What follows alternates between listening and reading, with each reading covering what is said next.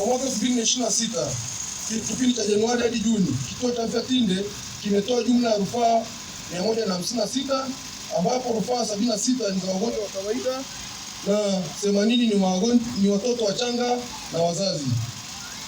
Rufaa hizo zote zimetolewa kwa mfumo wa mama na magari binafsi.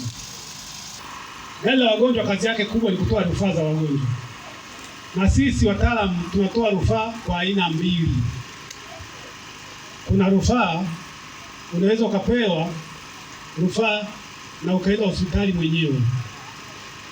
Kwa mfano, unakuja kliniki za kawaida hospitali, labda una pressure kadogo na nini, unafika pale tunaona kuna mahitaji ya kufanya vipimo zaidi au kuonana na daktari bingwa, unatakiwa uende Mwawaza, unatembea mwenyewe, ulienda tu kliniki, tunakuandikia barua, tunakwambia tu utaenda Mwawaza.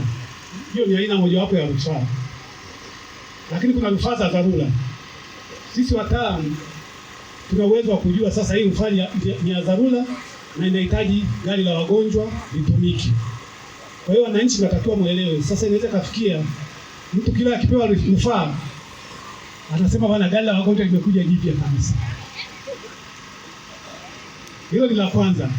Lakini kitu kingine kikubwa, rufaa huwa zina gharama. Nchi yetu sisi hatulipii gharama za matibabu, ila tunachangia gharama. Yaani ukienda pale Tinde wakikwambia bwana lipa 20,000 sio 10,000, ule sio ulipiaji wa gharama, ule ni uchangiaji wa gharama za matibabu. Na kwenye hizi gari za wagonjwa uchangiaji wa gharama upo. Na nani anatakiwa kuchangia gharama za rufaa za mgonjwa? Kuna aina mbalimbali kama 4 hivi za uchangiaji wa rufaa za wagonjwa. Kuna aina mojawapo, namba 1 ni bima. Wewe unaweza ukawa na bima ya afya. Kama mnavyofahamu sasa hivi tunaenda kwenye bima ya afya kwa wote. Tuko kwenye mchakato na tumeshaanza. Yale makundi maalum wale wa TASAF tumeshawasajili na tumeshaanza kuwapa huduma. Wale ni moja ya bima. Na kuna wengine wenye bima mbalimbali za afya. Ukipata rufaa kama unatumia bima ya afya, bima yako itagharamia rufaa hiyo. Lakini pia kuna rufaa nyingine wewe hauna bima, haujajiunga na bima yoyote, umeenda tu pale kituo cha afya umepata rufaa,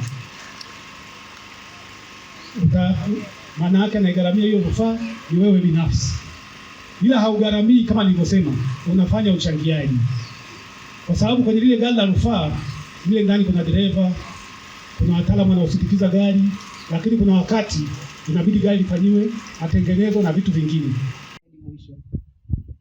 Likianza mpaka lifike mwisho na lilete matunda. Kwa miongoni mwa matunda ambao wanaitwangi leo mnayaona ni hilo gari.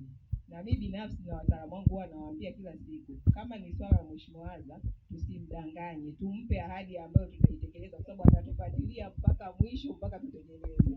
Kwa hiyo kiukweli Mheshimiwa Aza ni mfuatiliaji. Kwa mimi nampongeza sana, lakini na nyinyi nawapongeza kwa kufanya chaguo sahihi katika uchaguzi uliopita.